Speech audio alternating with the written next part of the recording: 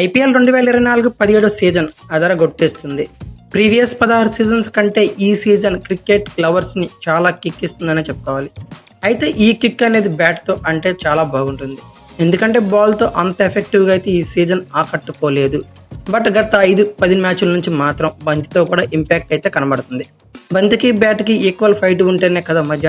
అయితే ఈ సీజన్లో ఇండియా అభిమానులకు ఒక డిసప్పాయింటింగ్ థింగ్ ఉందనే చెప్పాలి.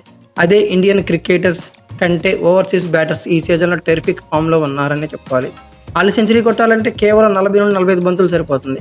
అదే ఒక టీమిండియన్ బ్యాట్స్మెన్ సెంచరీ కొట్టాలంటే ఏకంగా 60 బంతులు పైన ఆడేస్తున్నారు. ఐసీసీ T20 వరల్డ్ కప్ ముందు ఓవర్సీస్ బ్యాటర్స్ అందరినీ ఫామ్లోకి తెచ్చి మనమేదో ఐపీఎల్ ద్వారా ట్రైనింగ్ ఇచ్చి డేంజర్ సిగ్నల్స్ పంపుకుంటున్నట్లు అనిపిస్తుంది. ఇప్పటికీ ఈ సీజన్లో 54 మ్యాచ్లు కంప్లీట్ అయ్యాయి.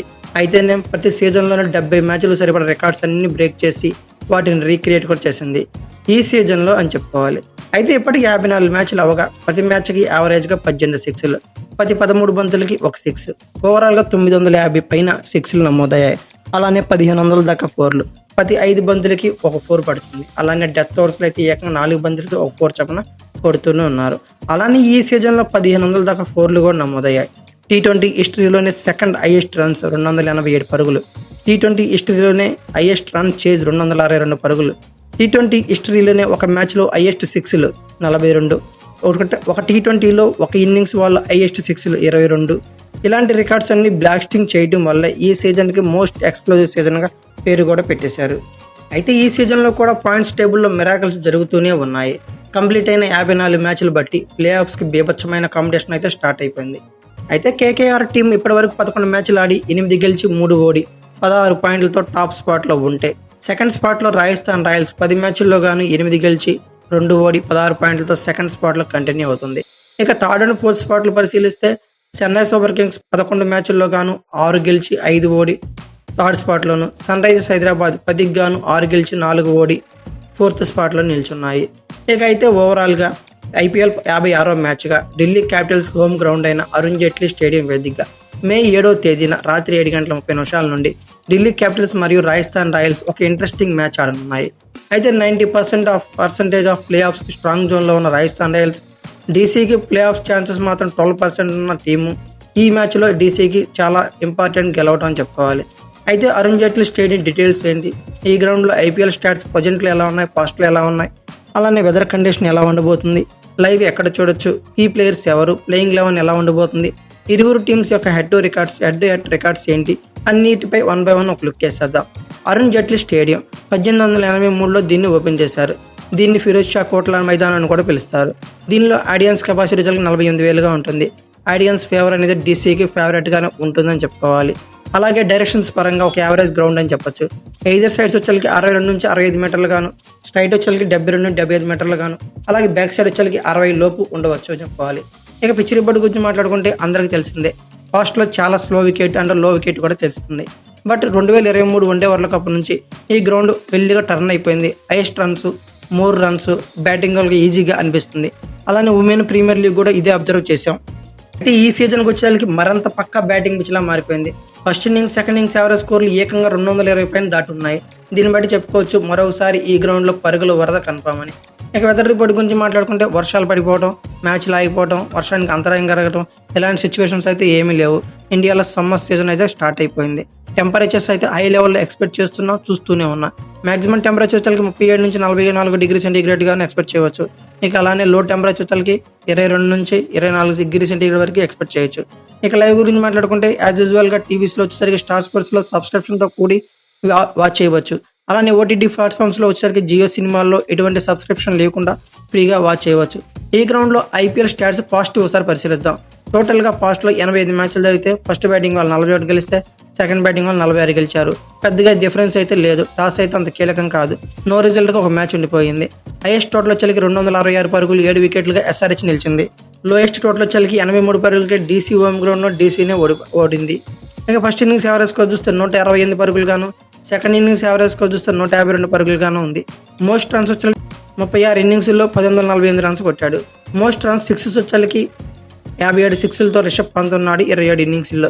మోస్ట్ వికెట్స్ వచ్చేకి అమిత్ మిశ్రా 45 మ్యాచ్ల్లో గాను 58 వికెట్లు పడగొట్టాడు. అయితే ఈ సీజన్లో ఐపీఎల్ స్టాట్స్ ఒకసారి పరిశీలిస్తే టోటల్గా డీసీకి హోమ్ గ్రౌండ్గా ఇక్కడ 3 మ్యాచ్లు ఆడేసింది. అయితే ఫస్ట్ బ్యాటింగ్ వాళ్ళు 3 గెలిచారు. సెకండ్ బ్యాటింగ్ వాళ్ళు ఇంతవరకు గెలిచింది లేదు.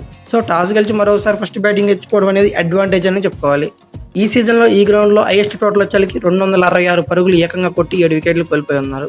లోయెస్ట్ టోటల్ చూస్తే డీసీనే 199 పరుగులు.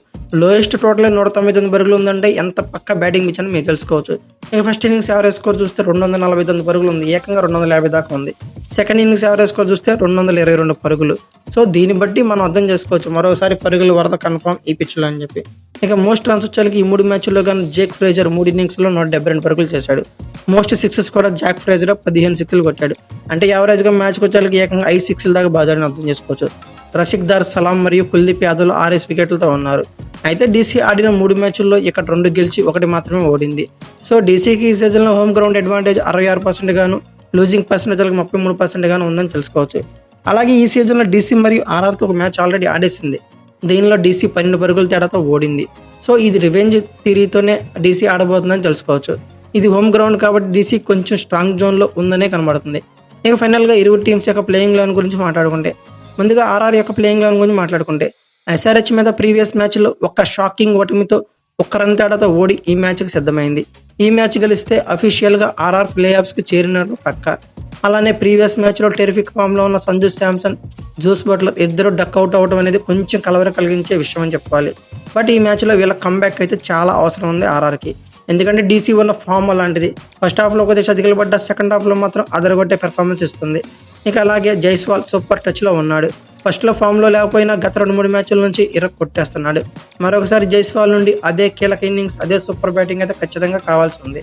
మిడిల్ ఆర్డర్లో డైనమిక్ బ్యాటర్ అయిన రియాన్ పరాగ్ సూపర్ ఫామ్లో ఉన్నాడు. ఫస్ట్ నుంచి ప్రతి మ్యాచ్ కంటిన్యూగా ఆడుతూనే వాల్యుబుల్ ఇన్నింగ్స్తో ఆకట్టుకుంటున్నాడు. అదే బ్యాటింగ్ అప్రోచ్ అయితే కంటిన్యూ చేయాల్సి ఉంది ఆర్ఆర్కి.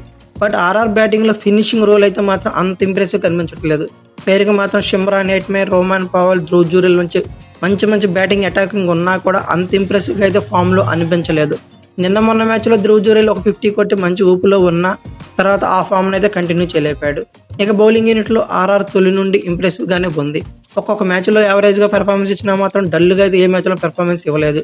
యాజ్ యూజువల్గా పవర్ ప్లేలో స్పెషలిస్ట్ బౌలర్ అయిన ట్రెంట్ బోల్ట్ దంచేస్తున్నాడు. బట్ వికెట్ తీయడంలో ఎస్ఆర్హెచ్ మీద మాత్రం కొంచెం బ్యాక్వుడ్లో కనబడ్డాడు. ఈ మ్యాచ్లో డీసీ టాప్ ఆర్డర్ని కూల్చే సత్తా ట్రెంట్ బోల్ట్కి ఉందనడంలో సందేహం లేదు.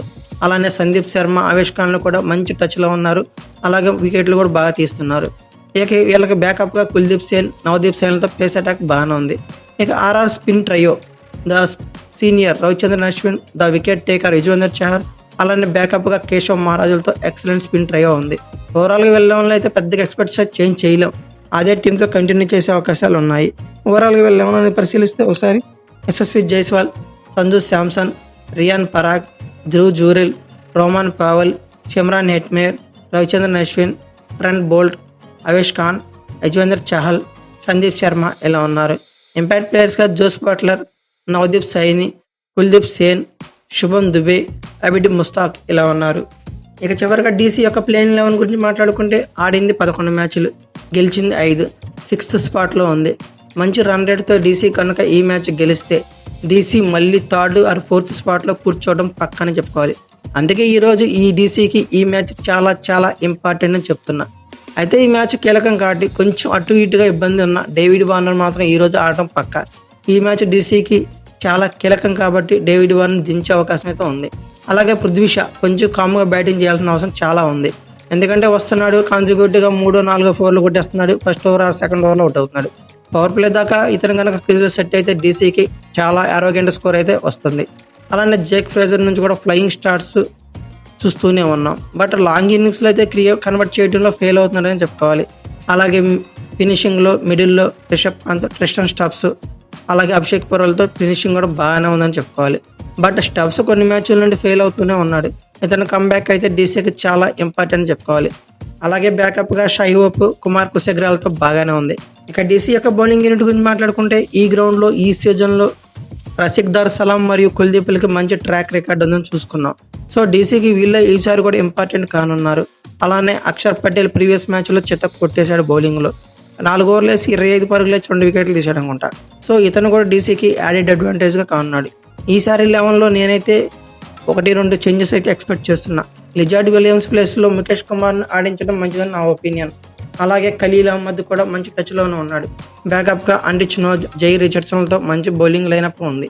ఓవరాల్గా వీళ్ళలో ఉన్న 2 చేంజెస్ తీసుకుంటే David Warner, Prithvi Shaw, Jake Fraser, Shai Hope, Rishabh Pant, Tristan Stubbs, Axar Patel, Kuldeep Yadav, Rasikh Dar Salam, Mukesh Kumar, Khaleel Ahmed ఇలా ఉన్నారు. ఇంపాక్ట్ ప్లేయర్స్గా కుమార్ కుషగ్రా, రికీ బుయ్, ప్రవీణ్ దుబే, లలిత్ యాదవ్, యాష్దుల్ ఉన్నారు.